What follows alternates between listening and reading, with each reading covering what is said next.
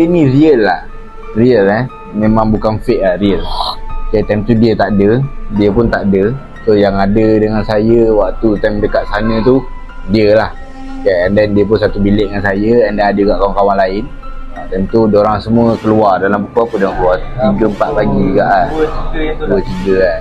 Kiranya kita orang baru balik daripada event lah. Baru balik event dalam pukul 1 pagi 2 pagi kan. Time tu hujan, time tu hujan lebat. Time tu hujan lebat. So memang masing-masing rushing nak balik kan waktu tu. Okay, kita rushing nak balik waktu tu. Memang semua balik lah kelang kabut, hujan makin lebat kan. Mula dia slow hujan kan, dia terus lebat, makin lebat. Kita orang cabut lah. Dia lebat, tak lebat. Lebat balik, tak lebat terus. Lepas tu kita orang dua pun cabut lah. Kita orang dua cabut sebab tak nak basah lenjun kan. Tapi dah tak lewat awal makin lebat, basah lenjun juga lah. So kita orang buat keputusan dia tu sampai-sampai je Terjun kolam. terjun kolam. Okay. So lepas dari tu, lepas je daripada tu semua terjun kolam. Maksudnya yang semua dah kena hujan basah lenjun ni, semua terjun kolam. Waktu tu dah dekat dalam pukul 2.30 macam tu lah.